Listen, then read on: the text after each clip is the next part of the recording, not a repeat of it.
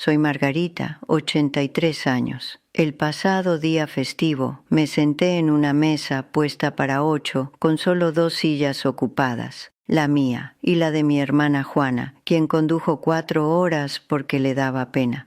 Mi hija Susana llamó al mediodía para decir que el tráfico estaba mal. Mi hijo Miguel envió un emoji de pavo. Las patatas se enfriaron mientras yo fingía no revisar mi teléfono. Juana tocó mi mano y dijo: «Están ocupados, Maggie, te quieren», y sonreí, porque eso es lo que haces cuando alguien está tratando de salvarte de la verdad. Pero esto es lo que no le dije. Había pasado 3 días cocinando comida que nadie pidió, porque pensé que si hacía todo lo suficientemente perfecto, querrían venir. Recuerdo estar parada en el fregadero esa noche, raspando cazuela de batata sin tocar en la basura, y pensando: ¿cuándo me convertí en alguien a quien mis propios hijos evitan? La casa estaba tan silenciosa que podía escuchar el zumbido del refrigerador. Había criado a 5 de ellos. 5. Me presenté a cada evento escolar que importaba y a la mayoría que no. Preparé almuerzos durante 18 años seguidos. Contesté llamadas en medio de la noche cuando eran jóvenes e imprudentes y necesitaban a alguien que no hiciera preguntas. Pensé que éramos cercanos, o lo suficientemente cercanos. Pero en algún lugar entre sus infancias y mi vejez me volví opcional, un nombre en su lista de culpas, una voz que contestaban con un suspiro. No sabía cómo había pasado, solo que había pasado. Al principio me dije a mí misma que era temporal. Tenían trabajos, hijos, hipotecas, vida. Entendía eso. No era una de esas madres que esperaba llamadas diarias. Solo quería algo, cualquier cosa que se sintiera como si todavía importaba en la forma de sus días. Pasé la mejor parte de una década haciendo exactamente lo que cada libro, cada amigo bien intencionado, cada artículo en una revista de sala de espera me decía que hiciera. Llamar a mis hijos, presentarme, estar disponible, ser fácil, estar agradecida por lo que sea que me den. Pero voy a decirte algo que va a parecer duro, no para asustarte, sino porque creo que merece ser dicho en voz alta por alguien que lo vivió. Hay este truco que puede sonarte cruel, pero es exactamente lo que hizo que mis hijos se acercaran a mí otra vez y ayudó a arreglar nuestra relación. Hizo que realmente empezaran a visitarme por su cuenta sin siquiera pedir. Si funcionó para mí, creo que va a funcionar para ti. Así que, al principio, hice lo que se supone que debes hacer. Me acerqué más a ellos, llamaba los domingos, martes, cuando se sentía razonable.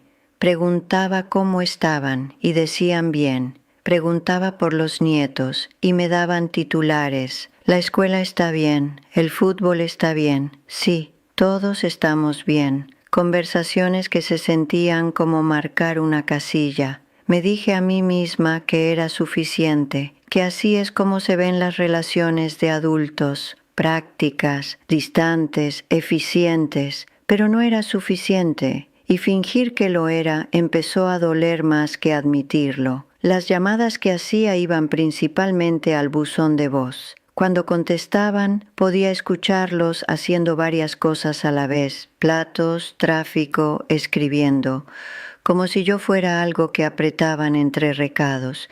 Empecé a mantener las conversaciones cortas para que no tuvieran que hacerlo.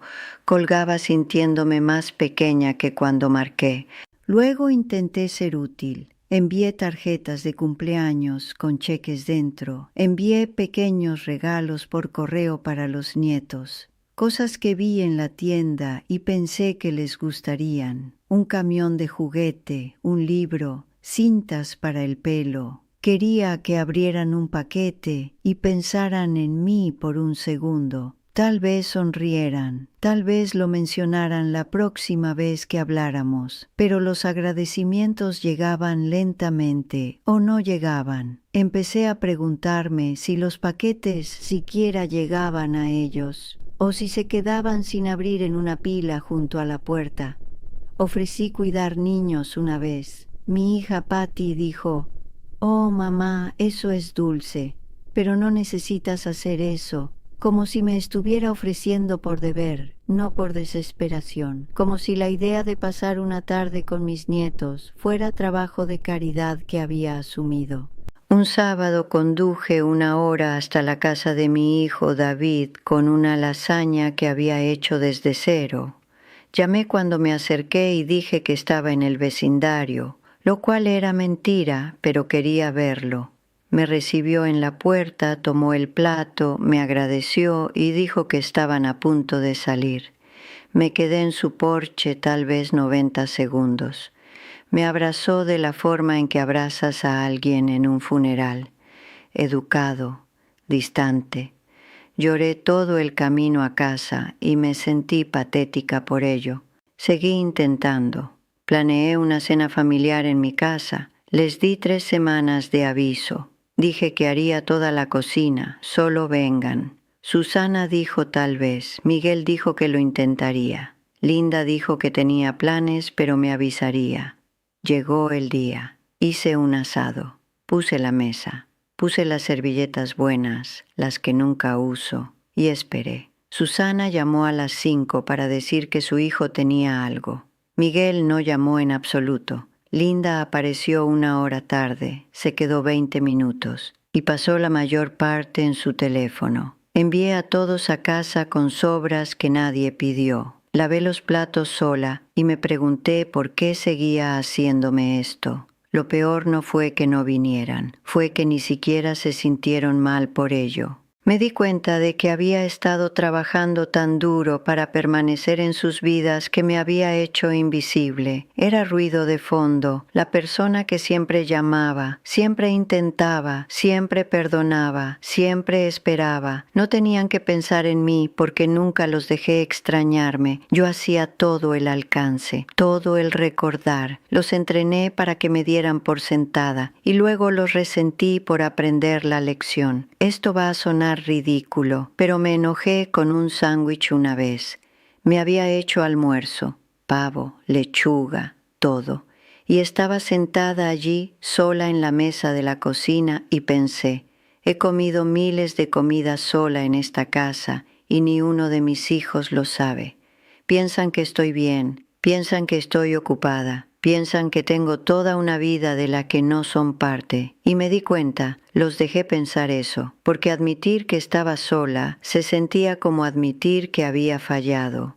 Una tarde algo cambió. Estaba caminando a Emma a casa desde la escuela, la niña de Sara, la vecina 2 puertas más abajo. Empecé a llevarla a casa desde la escuela algunos días de la semana para aliviar la soledad. Nos detuvimos en la esquina como siempre. Estaba contándome sobre un dibujo que había hecho, algo sobre un dinosaurio morado, y agarró mi mano sin pensar. Solo se acercó y la sostuvo, y caminamos el resto del camino así, su pequeña mano en la mía, sin razón, sin ocasión, solo porque quería. Me di cuenta, esta niña no me estaba visitando por obligación, no me estaba apretando en su horario. Tenía 8 años y eligió estar cerca de mí, porque no le pedí que lo hiciera. Solo me presentaba, consistentemente, en silencio, sin llevar la cuenta. No la hacía sentir culpable, no la necesitaba, no la hacía responsable de mi soledad, solo estaba ahí. Y eso la hizo querer quedarse. Sara empezó a pasar más después de eso, no porque llamara, no porque insinuara, tocaba y preguntaba si necesitaba algo de la tienda, o si quería compañía mientras doblaba la ropa, o si Emma podía sentarse conmigo por 1 hora mientras hacía recados. Cosas pequeñas, cosas ordinarias, pero eran reales. No tenía que actuar para ellas. No tenía que cocinar un festín o fingir que no estaba sola.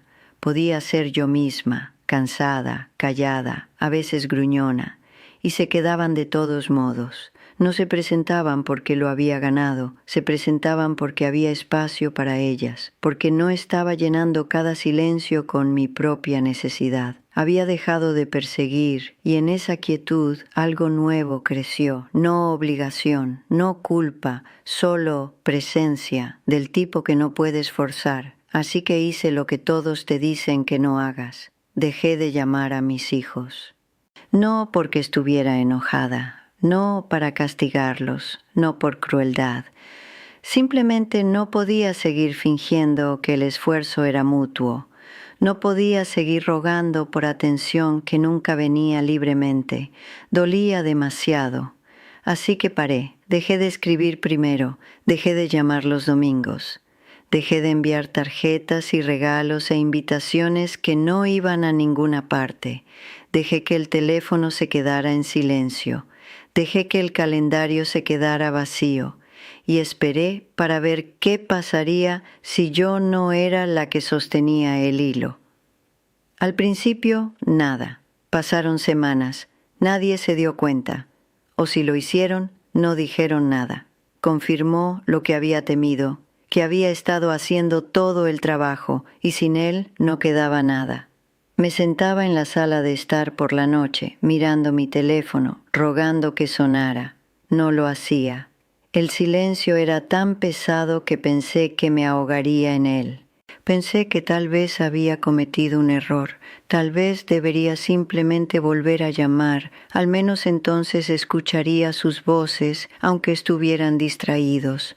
Al menos entonces me sentiría como si todavía fuera parte de algo, pero no lo hice, me mantuve quieta, dejé que la ausencia se asentara. Y luego, unas 6 semanas después de que dejé de llamar, Linda llamó.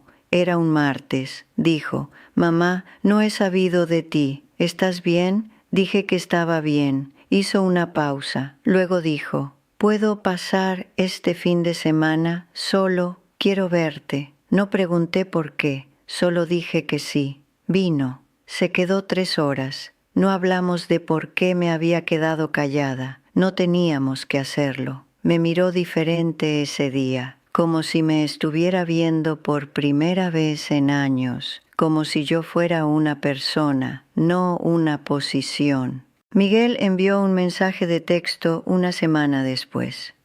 Preguntó si podía traer a los niños. Susana llamó y quería llevarme a almorzar. David arregló la barandilla de mi porche sin que yo pidiera. Empezaron a presentarse. No todo el tiempo, no perfectamente, pero mucho más que antes. Y las visitas se sintieron diferentes, más ligeras, como si quisieran estar ahí, no como si me lo debieran. Esto continúa sucediendo hasta el día de hoy. Simplemente vienen por su cuenta ahora. No hice nada cruel, no los engañé, solo dejé de hacerme lo suficientemente pequeña para encajar en las esquinas de sus vidas. Dejé de disculparme por existir, dejé de fingir que sus migajas eran suficientes. Y cuando dejé de interpretar el papel de la madre que no necesita nada, finalmente tuvieron espacio para extrañarme. Esto es lo que no esperaba. Empecé a sentirme menos sola incluso antes de que regresaran, porque dejé de esperar que ellos lo arreglaran. Construí una vida que no requería su presencia para sentirse completa. Tenía mis caminatas con Emma. Tenía el café terrible de Sara y sus problemas que no podía resolver pero podía escuchar. Tenía tardes tranquilas que me pertenecían. Libros para leer, pájaros que mirar. Dejé de medir mi valor por cuán seguido mis hijos llamaban, y eso, más que nada, me hizo alguien con quien querían estar otra vez. Algunos de ellos están más cercanos ahora, algunos todavía mantienen su distancia, y he hecho las paces con eso, porque ya no estoy tratando de coleccionarlos. No estoy tratando de probar que importo, simplemente soy, y los que ven eso, que quieren eso, se presentan. El resto los amo desde lejos. Es suficiente. Tengo 83. He pasado 5 décadas siendo la madre de alguien, y estoy orgullosa de eso. Pero había olvidado que también era solo Margarita, una mujer que ocupa espacio, que tiene preferencias, que no le debe a nadie su pequeñez. Mis hijos me aman, lo sé, pero el amor no es lo mismo que la atención, y la atención no es lo mismo que la presencia. Durante años confundí los tres.